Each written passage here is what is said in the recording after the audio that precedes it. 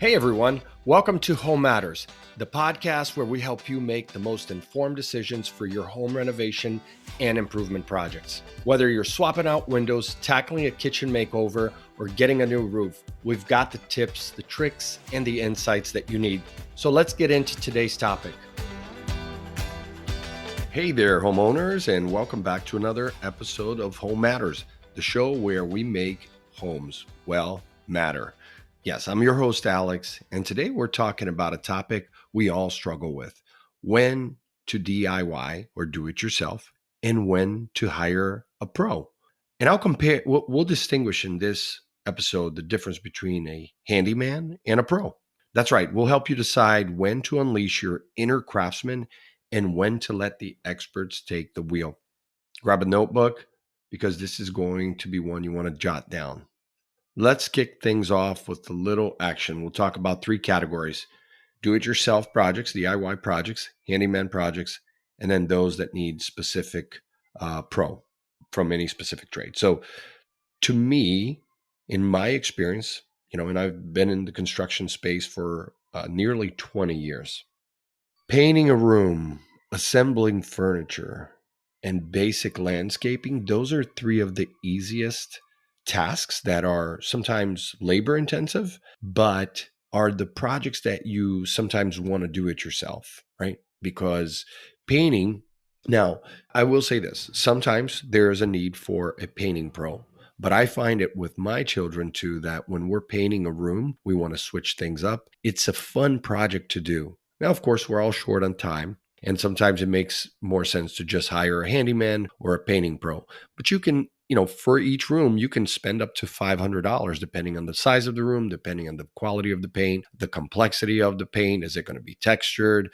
Do you need, 2, 3, 4 coats? Do you need a primer? There are a lot of variables, right? But on average, you can plan to spend about $500 per room. And the outside of the home is very different. The outside of the home, if you live in a single family home versus an apartment building where you don't pay for painting the outside because it's included in your monthly dues. But if you're in a single family home, painting the outside of the home, I typically recommend that you hire a pro. But when you're painting the interior of a home, I would say, look, you're still going to have to move the furniture or pay for them to move the furniture.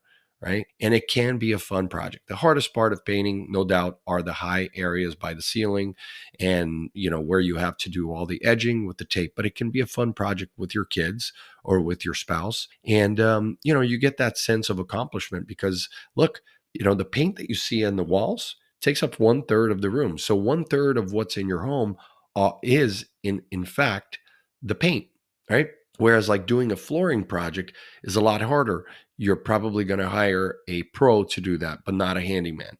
Now, assembling furniture is another DIY project. If you go down to IKEA or Walmart and you buy a piece of furniture, you can bring it home. You can assemble it. These days, when you buy furniture, whether it's on a site like Wayfair or Houzz or Amazon, you get the furniture, it's not assembled, so you have to assemble it. Assembling other things too, like buying a grill. If you buy a grill that is unassembled, it's going to cost you less, usually about $30, $40 less. You can assemble it when you get home, right? So assembling furniture to me is another great DIY project that you can get that sense of accomplishment and do it the way you want to do it.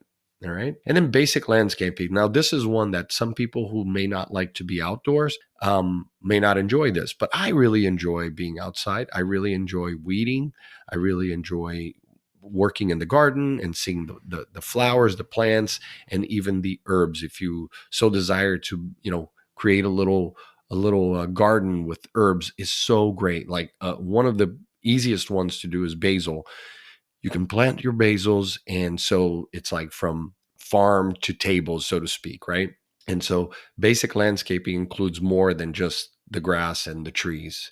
You can do your garden as well. And these are the tasks where, with a bit of elbow grease and some YouTube tutorials, and not all are great, but you can find some on YouTube, you're going to be able to achieve great results and just no need to break your bank here. And so I would recommend that. Now, handyman projects to me, look, installing a fan, installing a new faucet, some wall repairs. If you have some, gouges or holes in the walls, you're probably not going to tackle that yourself unless you you have that experience, and then fixing minor plumbing and electrical issues, a clogged toilet, a runny toilet, a leaky water supply line under your sink in the kitchen. Maybe a fan is no longer working or the light is flickering.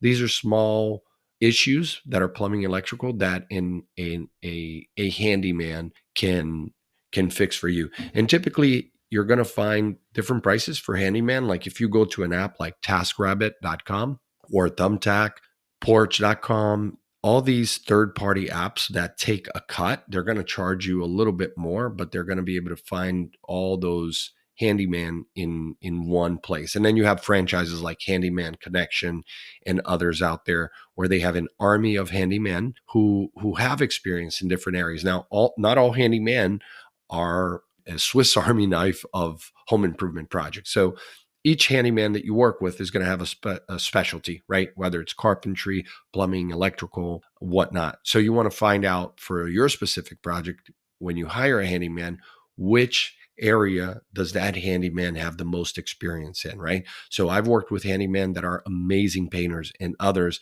that would never want to touch a paintbrush. And typically, to bring a handyman down to your home, you're going to be paying anywhere between, on the low end, $50 an hour, or a basic charge of $125 to $150 for just showing up to your house. And it makes sense. They have their tools, they have their gas, their van, their time. And so they're going to come down to your house, and they'll charge anywhere between $50 to up to $150 per hour for projects. Now, if you hired a handyman for a long-term project, you could probably find one that is going to do projects where they're in your home for 6 to 8 hours, and they'll charge you a flat rate between $300 to $500 per day, $300 to $500 per day. Now, it sounds like a lot of money, except for if you get a really good handyman in your house to do you have a punch list of different projects that you want to do. Like, let's say you're preparing to sell your home. You may have 20, 30 items on that list. If you hire a handyman who can do all those projects, and let's say they're in your home for 2-3 days, maybe it's going to cost you between, $1,200 to $1,500. They can take care of all those projects and save you all the time and headaches because you don't have all those tools. So in some cases, it does make sense, right? But in other cases, you will want to hire a contractor, right? But the handyman, in my experience, they come with a broad skill set and they can tackle the most minor home repairs and they don't mind. Whereas contractors just want to do a complete overhaul or new installation, right? So if you're not sure where to find a good handyman, like I said, TaskRabbit or Handyman Connection is another one. All right. And then local contractor. We also have connections on localcontractor.co that you can connect with as well. Handyman is not our specialty at localcontractor.co, but we do have some listed there. And then the last part here is we talked about DIY projects that you can do yourself. We talked about handyman projects, and then trade specific projects, major electrical work, major plumbing overhauls. Absolutely, you need contractors. HVAC, air conditioning and heating installation, you definitely need an HVAC specialist. I mean, those industry have specific licenses and in some cases permits, or they need to be inspected.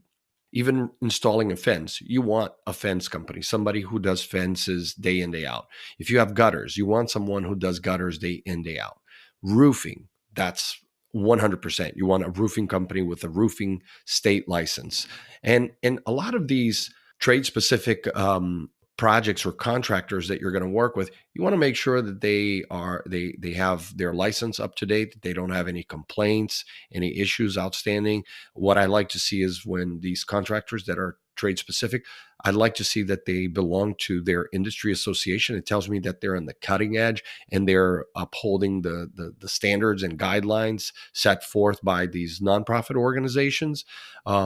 And I want to know how many employees they have. I'm, of course, going to look at their reviews. But yeah, so look, major electrical, major plumbing, HVAC, roofing, siding for sure. Flooring, well, it depends. If you're putting in carpet, you're probably going to hire a flooring company. Tile, marble, hardwood floor. If you're just doing luxury vinyl tile, if you're just doing laminate flooring, you can make those do it yourselves because you don't really have a lot of tools that you need. You can rent a lot of tools too.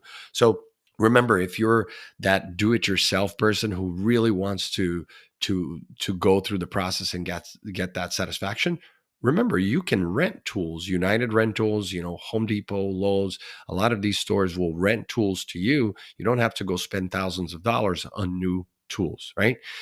So we talked windows. Windows is one. Of course, you're going to hire someone to do your windows. If you live on the water and you're doing a seawall or a backyard porch, you're going to hire a trade specific general contractor, maybe, or someone that has the license to work in that specific trade. If you're doing a pool, obviously, kitchen and bath remodeling, you can actually get away with getting a handyman, because really, when you're doing a kitchen or a bath remodel, you need so many different trades, from electrical to plumbing. We've talked about it in this episode, in previous episodes, about the fact that when you do kitchen and bath remodels, the list of items and the list of trades that work in that area are vast, right?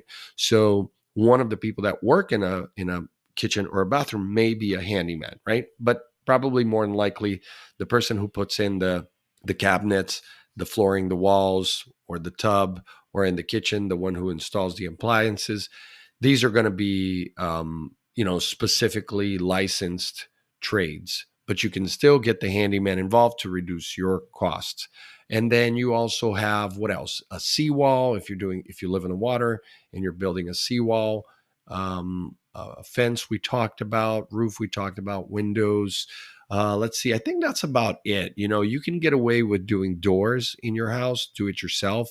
Obviously, if it's an outer door or garage door, then you're probably hiring a door company to come in.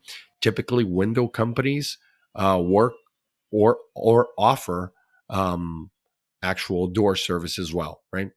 So those are the different scenarios where you can make a list as a homeowner, whether you're a new homeowner or been a homeowner long enough. You should separate it into three categories: DIY projects, handyman projects, and trade specific projects. And this way you'll know at a moment's notice when you have an issue, is this something I'm going to tackle? Do I have the time to do it? Do I have the tools? Or am I going to call the handyman? Is the handyman qualified? If not, here's my list of contractors. And that's all I've got for today's episode. So I hope you found it useful for the next time that you are torn between doing it yourself and picking up the phone to call a pro. And for more info and breakdown of today's topics, check out our blog post for this episode. Also, look up localcontractor.co. We list other projects there, as I mentioned, but we also recommend apps like TaskRabbit. And remember, guys, sometimes doing it yourself is rewarding, but knowing when to call in the cavalry that can save you time, save you money, and a whole lot of headaches is the best thing to do. Till next time, keep making your home matter.